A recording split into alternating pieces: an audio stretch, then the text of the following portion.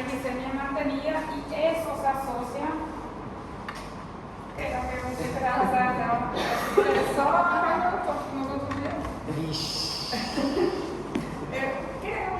E é só com ela que vai ter.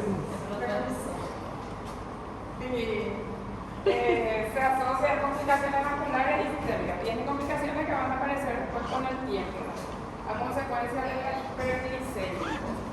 Vasculares, se produce afectación tanto en la parte microvascular como en la macrovascular. Microvascular aparece afectación renal, aparece afectación oftalmológica, retinopatía. En el caso de las macrovasculares, se asocia al aumento del desarrollo de ACV, de infarto miocardial. O sea, aparecen esas complicaciones a largo plazo. Una división grande que hay en la diabetes es la diabetes tipo 1, la diabetes tipo 2 y la diabetes gestacional. ¿Cuál es la diferencia entre estos tres en valores? Es con la diabetes gestacional. Los valores que se consideran para tener en cuenta, los valores de glicemia en ayunas y de glicemia con prueba de tolerancia son diferentes a los que se consideran en la diabetes tipo 1 y tipo 2. Acá se tiene otro criterio y es la diabetes que se diagnostica en el embarazo. La diabetes que ella tiene. O sea, cuando se diagnostica, es una diabetes que se diagnostica durante el embarazo.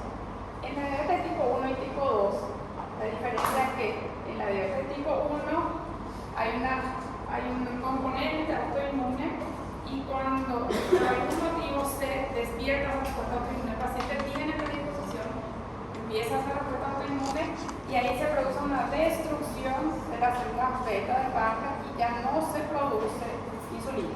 O sea, ahí hay una insulinopenia, el paciente no tiene insulina, y cuál va a ser entonces el único tratamiento que puede hacerse en la diabetes tipo 1. Solo la insulina. Entonces, en la diabetes tipo 1 hasta ahora no hay otra medicación que esté autorizada, a no ser que sea la insulina. Como hay insulinopenia, hay déficit, el tratamiento es solo con insulina. En la diabetes mellitus tipo 2, esto suele evolucionar lentamente. Cuando se hace el diagnóstico en el paciente ya suele tener algunos años de evolución de ese paciente, y casi siempre debuta con alguna complicación. Acetoacidosis generalmente es lo que el paciente suele debutar, y ahí no siempre hay, no del inicio hay insulinopenia. Esto es lo principal, aumento de la resistencia a la insulina. ¿Qué quiere decir eso? Que hay insulina, pero no se está utilizando. O sea, a consecuencia de eso se produce la hiperglicemia. Eso, hasta que evolucione, la insulinopenia puede demorar mucho tiempo. Hay pacientes que en el momento del diagnóstico ya tienen poca insulina, hay otros que al momento del diagnóstico tienen mucha insulina, y con un buen tratamiento están mucho tiempo sin la necesidad de insulina. Entonces ahí sí hay una opción de usar la insulina, la insulinopenia, y el tratamiento va a ser solo con insulina. Acá hay aumento de la resistencia de insulina, y puede ser que se utilizan los antidiabéticos orales o puede utilizarse también la insulina. Los antidiabéticos orales entonces solo para la diabetes tipo 2 se van a utilizar. En la diabetes gestacional también, si se va a usar medicación, se usa solo insulina.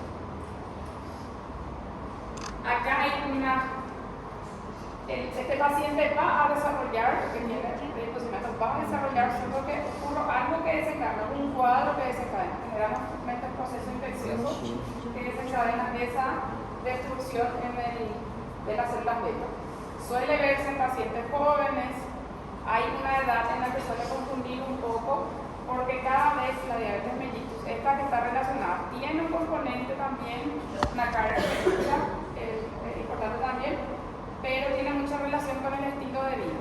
Como hay aumento en los malos hábitos, en la alimentación deficiente, en la obesidad, en el sedentarismo, estos se están viendo cada vez más en pacientes jóvenes. Entonces, cuando se diagnostica en un paciente de 25, 30, 35 años, tiene que ver bien si es diabetes tipo 2 o una diabetes tipo 1. En el páncreas que está normal, se secreta la insulina, que está ahí en azulcito. Esa insulina se va a unir a su receptor y lo que hace la insulina es facilitar el ingreso de la glucosa a la célula. Con eso controla la glicemia. O sea, a nivel de sangre, glucosa en sangre se controla con la insulina porque la insulina ayuda a retirar, a que salga de la sangre y entre a los tejidos, ya sea para utilizarse o para depositarse. En la diabetes tipo 1 no hay insulina, hay déficit de insulina, entonces la glucosa está por acá y no se puede unir, entonces aumenta la glicemia. En la diabetes tipo 2 es resistencia a la insulina. El receptor de insulina está acá, la insulina tiene dificultad, tiene algún problema para unirse y la glucosa entonces no puede entrar a la célula. Y con eso también aumenta la glucosa en el paciente.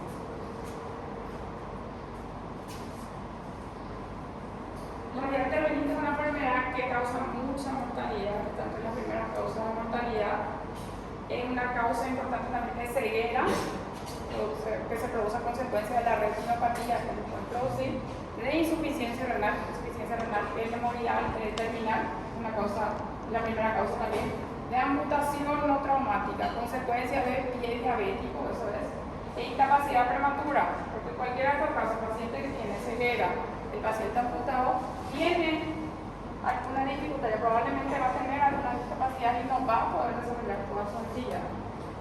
Entonces, la primera 10 causas de hospitalización a consecuencia de las complicaciones crónicas, a consecuencia de las complicaciones agudas, consecuencia de cetoacidosis, estado hiperosmolar, del pie diabético, de la insuficiencia renal que pueda tener ese paciente.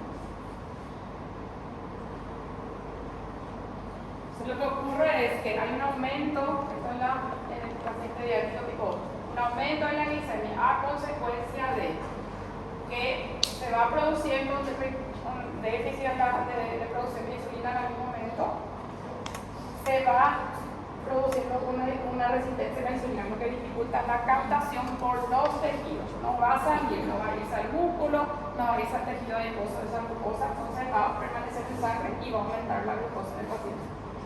¿Y cómo interpreta eso el organismo?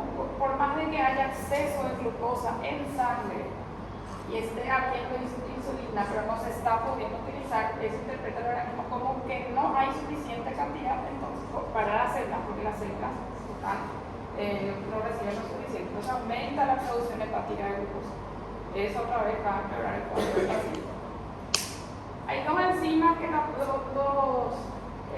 hormonas que están relacionadas con la glicemia. El glucagón, ¿qué efecto tenía el glucagón? Si la insulina ayudó a disminuir, el glucagón tiene un efecto opuesto a lo que tiene la insulina. La insulina ayuda a controlar, a disminuir los niveles de glicemia, el glucagón aumenta los niveles de glicemia.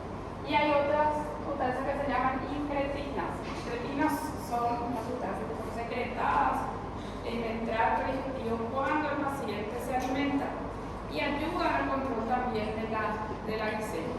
En el paciente diabético hay aumento del efecto del glucagón, que aumenta también la cantidad de glucosa en el paciente, y disminución del efecto de la incretina. La incretina tiene mucha relación con el metabolismo, con la regularización de la glicemia también. Vamos a ver todos los efectos que tienen en varios sistemas. ¿Alguna pregunta para esa persona? Las complicaciones crónicas se asocian a la parte vascular y a la parte neurovascular, dijimos microvasculares y también macrovasculares. Microvasculares suele producir afectación en la parte también neurológica, produce una neuropatía diabética, eso produce alteraciones. Se suele pensar siempre, se relaciona directamente con la parte periférica, pero no solo en la parte periférica. La neuropatía produce dolores en el paciente, o en algunos casos insensibilidad en el paciente. Ellos tienen heridas y ellos no sienten, por ejemplo. La neuropatía diabética también afecta la parte a los órganos internos, afecta por ejemplo al estómago, que le produce gastroparesia, suele producir la disminución de la motilidad del tracto gastrointestinal también. La retinopatía diabética, que puede evolucionar una ceguera en el paciente, la afectación macrovascular de vasos de mayor tamaño, ACV, también infarto o miocardio, la nefropatía diabética, que se ve también por afectación microvascular, suele asociarse a la disminución del flujo sanguíneo en miembros inferiores. Se tiene una afectación neurológica y una afectación también vascular acá al paciente. Y a consecuencia de eso se desarrollan las lesiones del tipo pie diabético. Acá, ¿qué tipo de componentes tiene el pie diabético? O sea, ¿qué afectación suele haber? Neuropatía y vascular, los dos. Neuropatía y vascular. Microvasculares, la retinopatía, nefropatía y neuropatía. Acá se afectan pequeños vasos que van produciendo daño, afectando la visión, afectando la funcionalidad renal, que va a llevar eso consecuencia a una insuficiencia renal. Y la neuropatía, que puede producir dolores, puede producir sensibilidad en el paciente. Las macrovasculares, accidente cerebrovascular, infarto de miocardio y isquemia del miembro. ¿Por qué dice macrovascular? Porque afecta vasos mayores, vasos de mayor calidad. Esas son las complicaciones crónicas, que también son motivos de consulta. Un paciente que tiene una compensación de la parte renal, un paciente que tiene una retinopatía, que tuvo una ACV, que tiene un infarto, que tiene isquemia en miembros inferiores con el pie diabético, son complicaciones crónicas.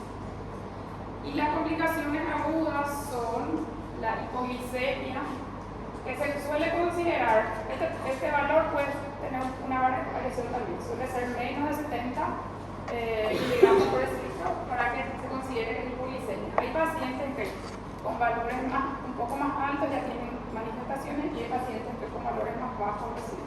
Pero se suele tener en cuenta este valor. ¿Cómo es la forma más rápida de medir eso? Con la glicemia capilar. En el glucómetro se le hace una perforación del dedo del paciente, se pone una gotita en el glucómetro y se controla. Y las complicaciones están relacionadas con aumento de la glicemia, con disminución, es una complicación grave que puede producir convulsiones, pérdida de conocimiento y puede dejarle con secuelas al paciente. Y las complicaciones que son las complicaciones asociadas a aumento de la glicemia. La cetoacidosis, que se asocia a hiperglicemia, y las manifestaciones de acidosis metabólica. Aumento de glicemia y acidosis metabólica. Y de estado hiperosmolar con aumento de glicemia y hiperosmolaridad. ¿Cuál suele tener glicemia mayor? El hiperosmolar. El hiperosmolar se suele decir que generalmente por encima de 600 la glicemia en el paciente y en la cetoacidosis puede ser por encima de 50 los valores. Puede también haber estados que son mixtos, que tienen componente de los dos. Acá que más se veía la cetoacidosis, o sea, la acidosis, eso se ve por una gasometría. En la orina se puede ver por su cetónico también. Acá se tiene que calcular la osmolaridad para ver si está aumentado.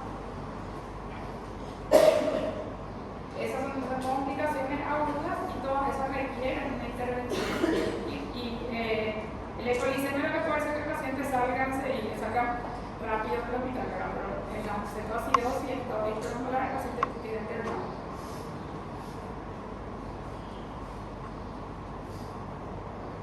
Para recordar los criterios diagnósticos de la diabetes mellitus, esos criterios siguen vigentes hasta ahora. Se suelen pedir dos valores. Con un valor nomás no suele ser suficiente, tiene que ser dos valores. Tiene que ser la glicemia en ayuna a partir de 126 o más. La prueba de tolerancia oral a la glucosa mayor a 200, o sea, a partir de 200. Esta es la que no se suele hacer tanto, se suele hacer cuando hay dudas del diagnóstico. Y la glicemia al azar mayor a 200. En cualquier momento del día se le hace un control al paciente y si está mayor a 200 se considera también un criterio diagnóstico. Otro criterio que se incluyó también es la hemoglobina glicosilada o hemoglobina glicada a partir de 6.5. ¿Recuerdan que era esto? ¿O no? Hemoglobina glicosilada.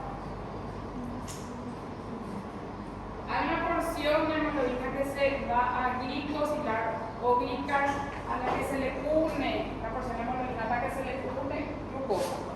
Eso es considerado normal realmente por debajo de 5.7. Tiene que ser debajo de esto para ser considerado normal.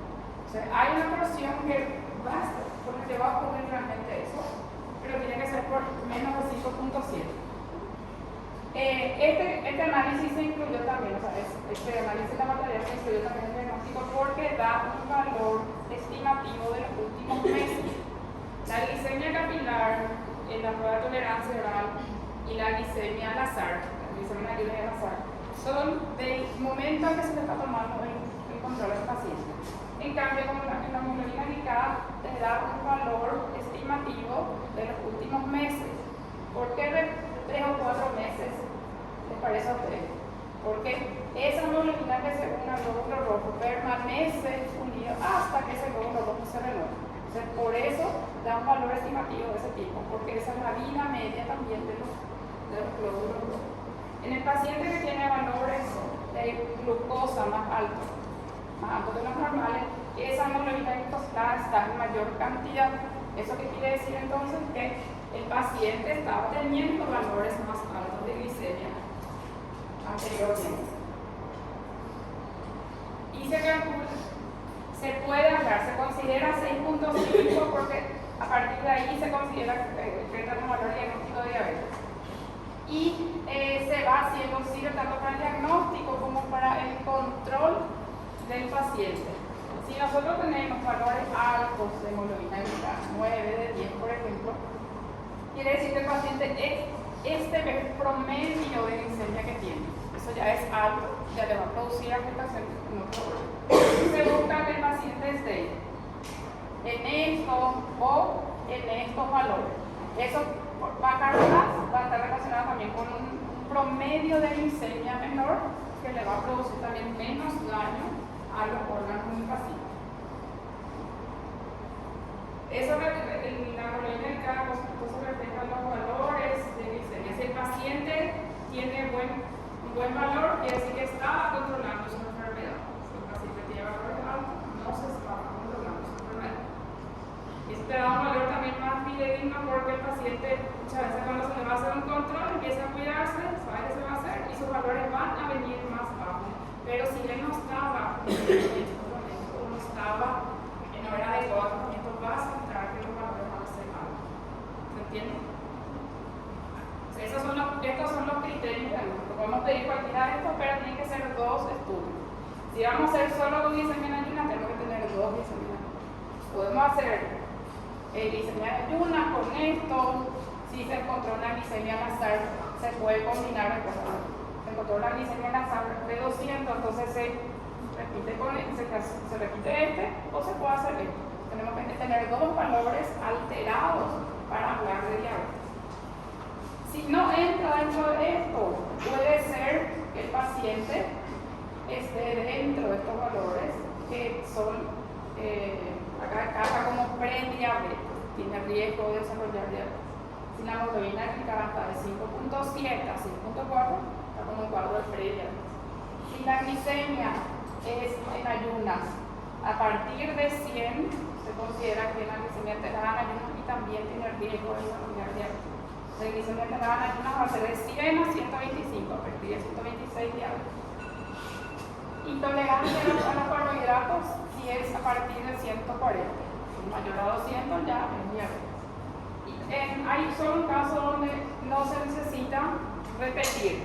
Si el paciente tiene síntomas de descompensación, si el paciente ya viene con una glicemia alta y clínica, refiere que estaba perdiendo peso, que estaba comiendo bien, igual perdía peso, que orinaba mucho, que tenía sed, igual.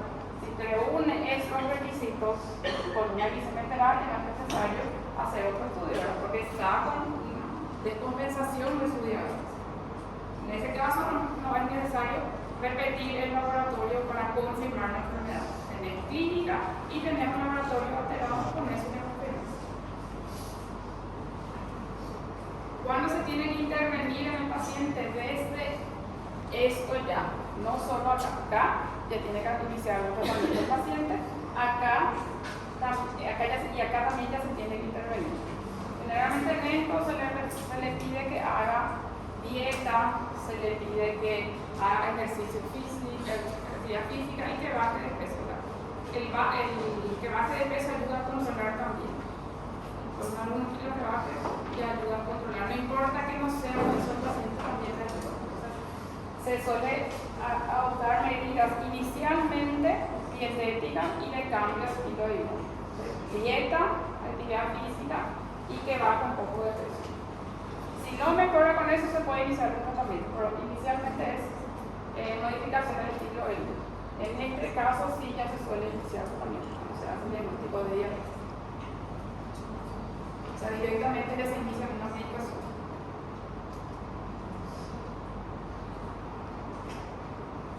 El paciente que se diagnostica tiene que tener controles porque esta patología va produciendo daños ahí mismo en la parte renal, en la parte de los ojos, y tiene que tener entonces un control. La hemoglobina glicada, si el paciente está con el control, se suele pedir 2 veces al año. ¿Sí? Se consigue, están los objetivos terapéuticos, que si ahora mismo si llegamos al objetivo terapéutico, se piden 2 veces al año no. En el caso de que no se llegue al objetivo terapéutico, o que vaya a necesitar cambiarte tu tratamiento, se pide cada 3 meses. Este cociente de albúmina, creatinina en orina se hace una vez al año, porque dijimos que produce afectación renal, produce una nefropatía, entonces se tiene que ver cómo está, por cuánto elimina de albúmina ese paciente en la orina, cómo está la funcionalidad renal. Esto se va a hacer una vez al año. Esto se puede hacer en análisis de orina y también se puede hacer en análisis de orina, lo que se hace.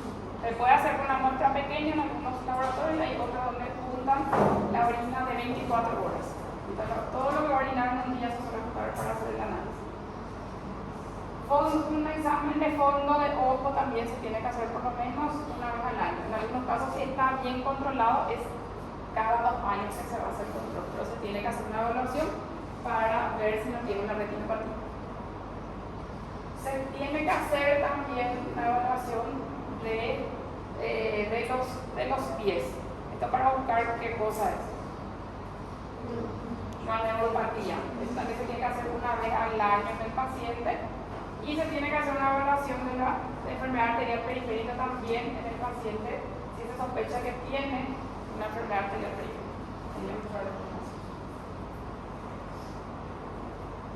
Se pueden hacer estos de los cocientes de albúmina creatinina, se ve cuánto pierde en orina. Ustedes recuerdan que hasta 30 o 300 se considera que era microalbuminuria, menos de 30 es lo normal, 30 a 300 microalbuminuria y más de 300 ya es macroalbuminuria y está con una nefropatía ese paciente. Desde algunos filamentos se les suele hacer explorando, hay puntos, ahí también en los pies se tiene que explorar. Es con un filamento finito que se presiona contra el pie del paciente hasta que se dobla así, porque está un poquito encorvado, y ahí se le pregunta si siente o no. Si no siente, tiene una terapia, porque no lo hace. Hay puntos donde se tiene que explorar en el pie, en esos puntos se va a poner en un filamento, se va a apretar ahí, cuando se empieza a doblar se le pregunta si siente o no ese paciente. Al paciente se le dice que mire sus pies, que evalúe todos los días si es que tiene una lesión, tiene que sacar bien los pies. Suele haber problema de que también ellos a veces no ven bien, alguien se le tiene que ver que evalúe entonces en ese caso. O sea, a veces ellos no ven bien o no sienten dolor y no se dan cuenta de las lesiones que tienen. Hay pacientes que pisan algún clavo y no se dan cuenta, tienen lesiones que parecen que ellos no se percataron de eso. Estos son los puntos donde se ubica y se le tiene que decir al paciente si, preguntar al paciente si siente o no.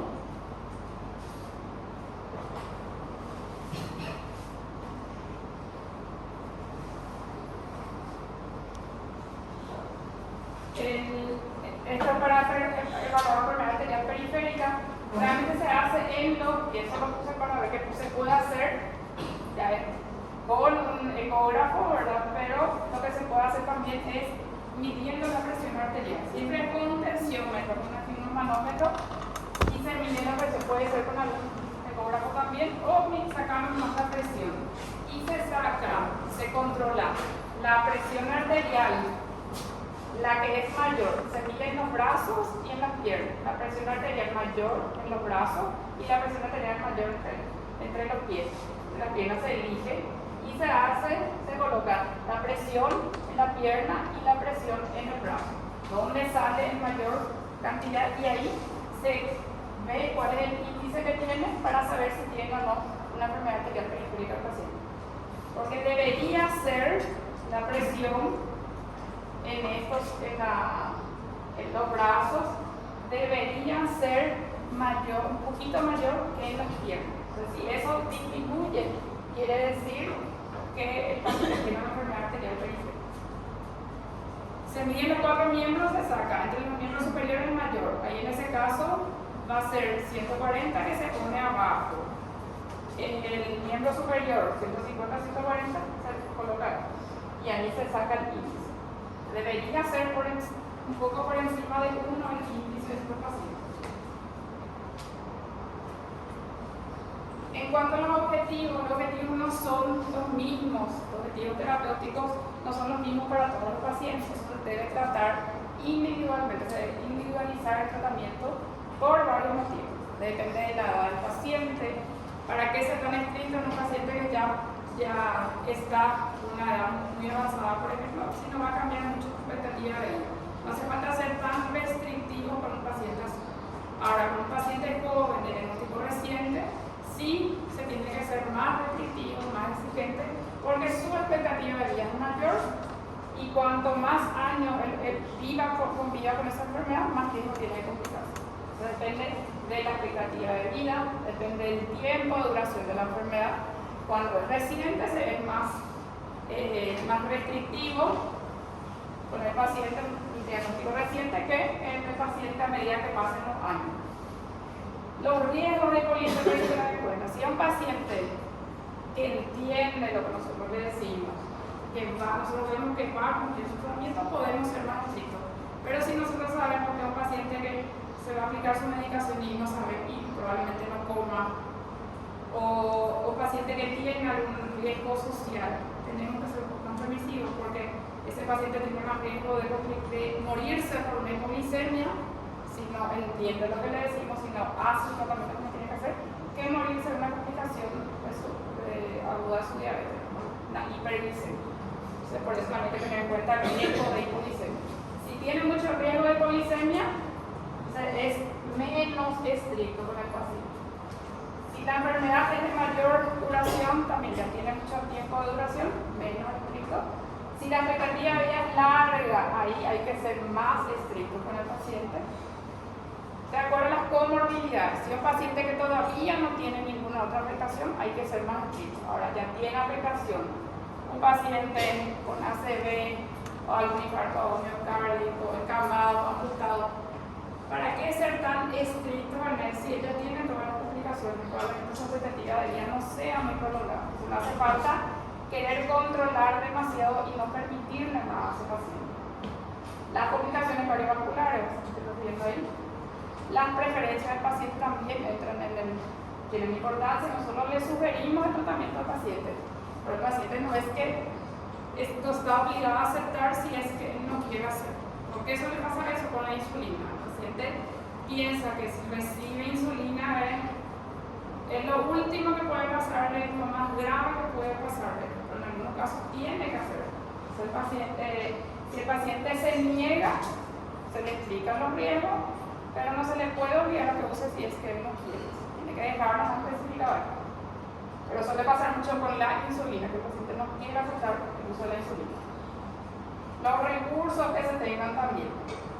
Si en lugar no tenés muchos recursos, entonces puede ser más exigente. En cambio, si estás en un lugar o el paciente no tiene muchos recursos a los que puede disponer, o el hospital donde se tenga muchos recursos, entonces tiene que ser menos exigente también. no solo, nosotros hacemos el diagnóstico y se evalúa pues, de forma individual todo el contexto del paciente para decir qué tratamiento se le va a hacer.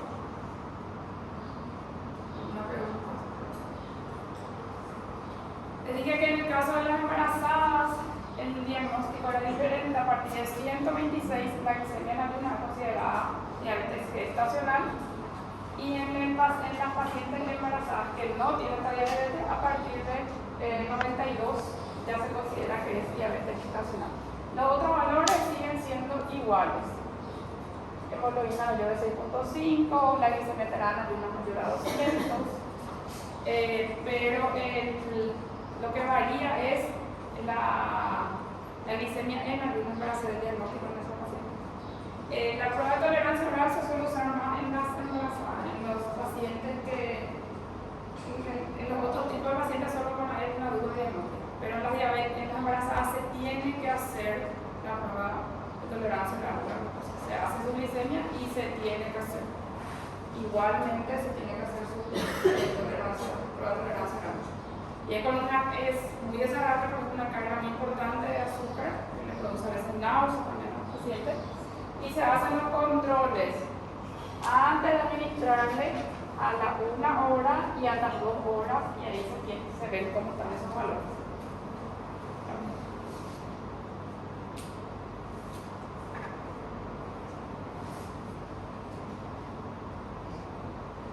Los objetivos que se tienen en el tratamiento son mejorar la utilización de la glucosa, porque ahí dijimos que el combustible para los tejidos es la glucosa.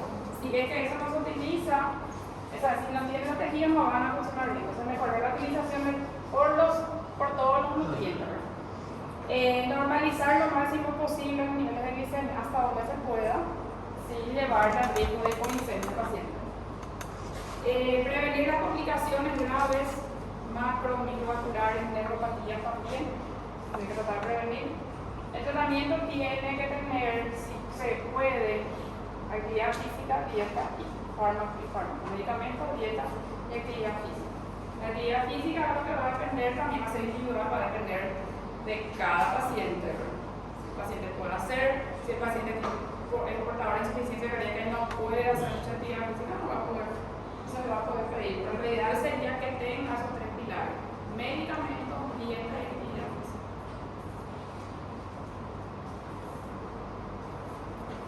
Ahora vamos a ver los efectos de la insulina, cuáles son los efectos que se ven. La insulina tiene efectos no solo sobre los carbohidratos, tiene efectos sobre los lípidos, sobre la grasa y sobre la proteína también. La insulina es necesaria en el hígado para disminuye la gluconogénesis, disminuye la glucogenólisis, produce aumento de la glucólisis, aumenta la glucogénesis también, aumenta la producción aumenta la lipogénesis, disminuye la lipólisis en el tejido graso y disminuye el catabolismo proteico. O sea, ayuda a que se forme también el músculo en el paciente. En el tejido adiposo aumentan los depósitos de tejido adiposo, también ayuda a guardar esos lípidos. En el tejido adiposo también, sobre los carbohidratos, aumenta la captación. Para utilización se suele ir al músculo, la glucosa al músculo, y acá se suele depositar. Acá en el tejido adiposo se deposita y acá también se va a depositar. En la célula muscular utiliza como combustible la glucosa y facilita la síntesis de proteínas también dentro de las células musculares. Tiene efectos sobre los 3 macronutrientes: carbohidratos, grasa, lípidos. Tiene efectos sobre estos tejidos: el hígado, el tejido adiposo y el tejido muscular. El muscular generalmente para utilización y tiene también relación con la producción de proteínas de insulina. ¿Se entiende hasta ahí? La insulina es una hormona que su secreción aumenta cuando aumenta la glicemia. Lo normal es que los valores de insulina no estén muy altos si el paciente no está comiendo, pero ¿cuál es el estímulo? La alimentación. Come y va a empezar a secretarse mayor cantidad de insulina porque va a aumentar la glucosa y eso va a hacer que estimular la secreción para tratar de disminuir. El paciente, esto que está en lila, la glucosa, el paciente se alimenta, va a aumentar su glicemia y eso va a producir una curva que es similar también en la insulina. Siempre entonces después de la comida eso va a aumentar más. En el reposo hay disminución de los valores de glicemia también y disminución de los niveles de insulina. Esto es lo fisiológico. Después de cada comida se ve aumento de la glicemia y aumento de los picos de insulina también en el paciente. Si es que ven acá hay como dos picos. Este pico que es mayor y este acá es otro pico pero mucho menor. En el diabético se suele perder este pico, el pico mayor, este que está acá, se mantiene, este que está acá, se mantiene en el diabético tipo 2. Por eso que suele subir mucho la glicemia después de las comidas. El paciente le suele subir mucho por eso. Esta fase temprana de secreción es la que suele perderse. Esta segunda suele mantenerse por más tiempo. Al inicio se pierde tiempo. Entonces, por eso, cuando el paciente come, después de comer le sube mucho su glicemia. La insulina es solo esto que está acá. Insulina. Esto es la preproinsulina, que después pierde la parte de pre y va a salir eso, queda la proinsulina, que es la insulina con el péptido C. Y cuando se desprende el péptido C, queda solo la insulina, que es, ahí está aquí. Les muestro eso del péptido C porque es también un estudio que se puede hacer en los pacientes para saber qué reserva insulínica tiene. En ese paciente que les dije que no se sabe, dependiendo de la edad, no se puede ser que no se sepa bien si es diabetes tipo 1 o tipo 2, un estudio que se puede hacer es el dosaje del péptido C. Porque si en tipo 1, ¿cómo va a estar su péptido C? Si el péptido C forma parte de la proinsulina, no va a tener. Entonces, si es una diabetes tipo 1, el paciente su péptido C va a ser bajo, no va a tener ese péptido C porque no está produciendo el paciente. En cambio, en la diabetes tipo 2 sí va a estar, se va a poder dosar el péptido C y suele también servir como un factor pronóstico si es bajo. Si es bajo, ese páncreas enseguida se va a agotar. Si no se cuida el paciente, o sea, si se cuida, puede hacer que dure más tiempo su función pancreática, su producción de insulina. Pero si no se cuida, a corto plazo va a necesitar recibir insulina ese paciente. En cambio, si el péptido C está alto, o sea, están normales los valores, quiere decir que ese paciente tiene reserva insulínica. Su páncreas todavía produce y si él va a producir algún tiempo todavía y si él se cuida, él puede prolongar eso. Le sirve para diferenciar el diabetes tipo 1 y tipo 2 y también para hacer un pronóstico, para saber si ese paciente tiene reserva insulínica o no. Son estudios que se pueden medir también. Ahora vamos a ver los antidiabéticos orales, que son los medicamentos que se pueden dar por vía oral para el tratamiento. Acá, antidiabéticos orales, vamos a ver también un grupo que tiene, a pesar de que diga oral, hay un grupo que tiene fármacos que se pueden hacer por vía oral y se pueden hacer por vía subcutánea igual. El resto es solo por vía oral. Y acá hay diferentes lugares donde se pueden actuar esos antidiabéticos. Pueden alterar la absorción de la glucosa, que es lo que suelen hacer, disminuir la absorción de la glucosa. Pueden modificar la resistencia a la insulina. Pueden tener efectos sobre la secreción del glucagón.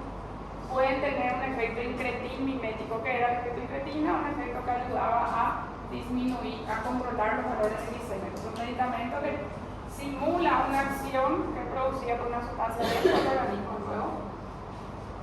Pueden tener efectos sobre la incretina, sobre la impulsión de las células beta también, pueden aumentar la funcionalidad de las células beta. Esta otra forma clasificar de acuerdo a lo que disminuye la resistencia a la insulina, los secretagogos y los que retrasan la absorción de carbohidratos. Hay que recordar bien en este grupo cuáles son secretagogos y cuáles no son secretagogos. Secretagogo es el que aumenta la secreción de insulina. El secretagogo aumenta la secreción de insulina.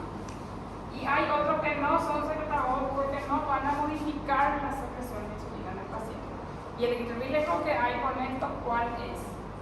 Si el paciente no toma su medicamento y no come, ¿qué puede producir? Se puede disminuir la glicemia, puede producir glicemia al paciente. Ese es un riesgo que se ve con los que son secretagogos, más con los que son secretagogos. Y que no es secretagogo es más seguro para el paciente porque actúa por otro mecanismo y no va a tener riesgo de hipoglicemia. Otro grupo son los inhibidores, el P4, análogos del GLP-1, eso me viendo enseguida. Este primer medicamento, que es este medicamento del grupo de las sulfonilureas, ya dije que dice que es el secretagogo, y que más se usa es la glibenclamida. Acá no se usa glibenclamida, que en el Brasil se suele utilizar, ahora creo. Acá se usa más glibenclamida. La glibenclamida es el mismo grupo de la glibenclamida. Estos están disponibles solo por vía oral en forma de comprimidos con diferentes presentaciones y también puede estar asociado con otros medicamentos. Se puede encontrar glibenclamida solo o glibenclamida junto con otros antidiabéticos orales. Es un medicamento que actualmente fue un poco desplazado ya por otros más nuevos, pero sigue siendo una buena opción terapéutica si el paciente no puede acceder a los más nuevos. Si no puede acceder, por ejemplo, a la citalmistrina o a los subcutáneos, sigue siendo una buena opción. Es un medicamento que se usa, todavía hay preferencia por otros, sí se puede, pero es un medicamento que tiene una buena acción también. Son secretagogos, aumenta la secreción de insulina, eso quiere decir, es un medicamento que puede producir un efecto adverso, principalmente hipoglicemia, si el paciente toma su medicamento y no come, porque ese aumento de la secreción de insulina es independiente de la comida. El paciente toma su medicación y se va a aumentar la secreción de insulina. Si no come, puede entrar en hipoglicemia. Y se asocia a aumento de peso. Aumenta el peso en el paciente. Se tiene que tener cuidado en pacientes con insuficiencia renal y hepática porque su metabolización es más lenta en afectación hepática, le puede aumentar el riesgo de hipoglicemia. Su metabolización es más, su eliminación es más lenta en insuficiencia renal, le puede producir también hipoglicemia al paciente. Está prolongado el efecto en la insuficiencia renal porque demora más para eliminarse la medicación. Y se recomienda que se haga su administración con las comidas. O sea, si va a desayunar, tiene que tomarse. Así que le indica en el desayuno solo si desayuna. Si no va a comer, si ese día se tiene que ir, por ejemplo, a hacerse algún estudio y le indicaron que esté en ayunas, ese paciente no va a comer nada, pero tampoco va a tomar su medicación porque si no va a entrar en hipoglicemia. Ahí dice hasta 3 veces por día. Esta sí no hay una regla de cómo hacer. No tenemos, si tiene tal nivel de glicemia, esta dosis le vamos a dar, eso se va ajustando nomás.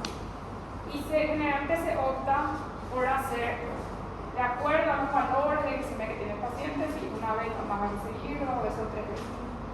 Pero si en el caso de que reciba 3 veces, va a tener que ser todas las comidas. Pero en el caso de que tenga que ser una vez o 2 veces, se suele elegir el horario en el que el paciente se alimenta mejor. Si el paciente dice que no suele desayunar, no está acostumbrado a desayunar, no le pongan en ese horario porque va a ser hipoglicemia. Elegir su almuerzo porque él dice que almuerza bien, o su cena porque dice que sí hace su cena. O si es que dice que no cena, no suele cenar, y sabes que, aunque le digan que cena, capaz que no haga, entonces no elijas ese horario para ponerle.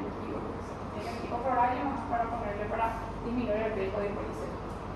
Hasta 3 veces por día se suele dar y 12 miligramos al día más o menos lo que se suele, la dosis máxima que se le suele dar. 12 miligramos al día suele ser lo que suele recibir el paciente. Su mecanismo es entonces aumento de la secreción de insulina para que eso ayude a controlar la glicemia del paciente. Las sulfonilureas y el siguiente grupo actúan disminuyendo la sensibilidad de los canales que aumentan la secreción de calcio, la concentración de calcio dentro de las células, y ese aumento de la concentración de calcio en las células beta es responsable del aumento de la secreción de insulina. Practicar más un mecanismo así, va a producir un aumento de concentración de calcio que va a facilitar la secreción de insulina.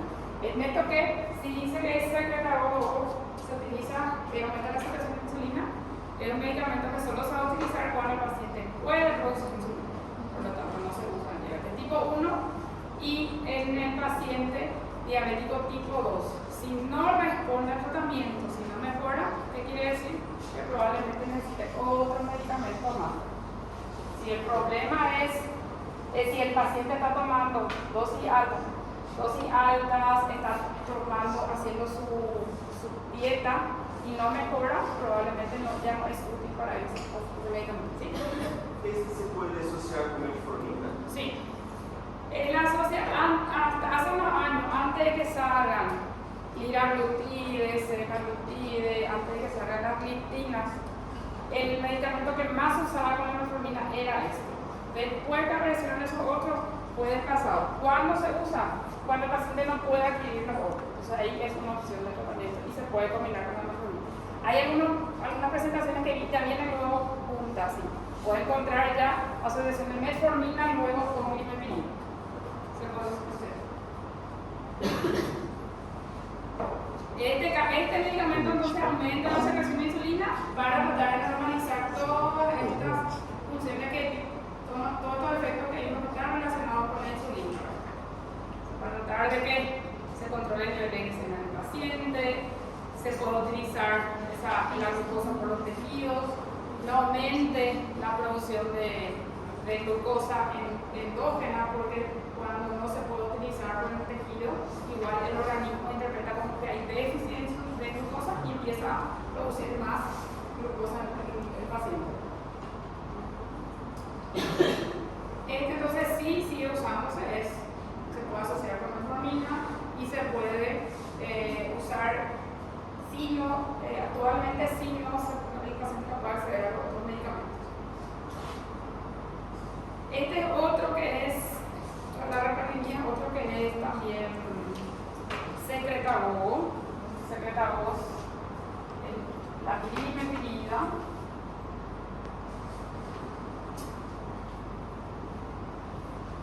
O sulfonilurea, que es su nombre, el nombre del grupo es el nombre del grupo.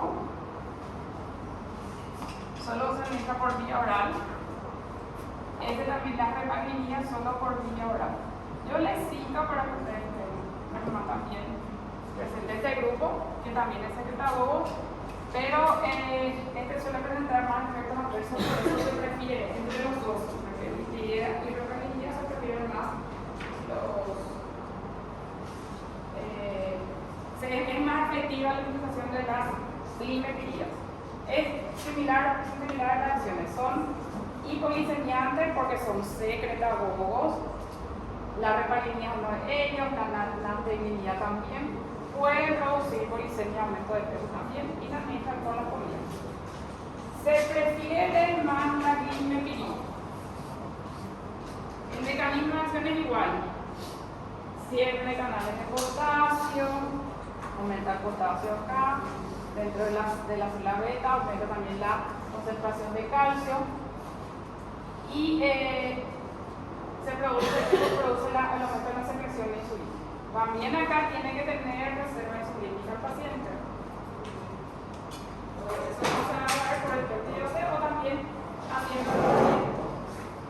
Si el paciente está haciendo el tratamiento, dice que está cumpliendo ese tratamiento, dice que está haciendo bien su dieta, a veces está haciendo actividad física y no mejora, puede ser realmente que la medicación ya no sea suficiente para el paciente. Que se tiene que cambiar el medicamento que tiene que recibir. ¿Hay una pregunta por ahí? Esos dos primeros son secretagogos, son medicamentos que tienen más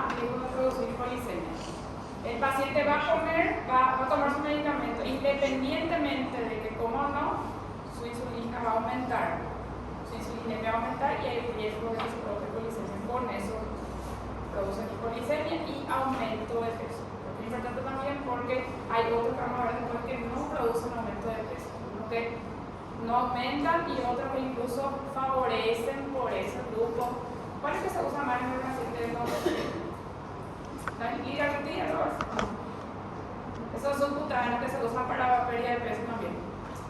Esos son antidiabéticos, son medicamentos que son antidiabéticos. Esos, por ejemplo, son medicamentos que favorecen la pérdida de peso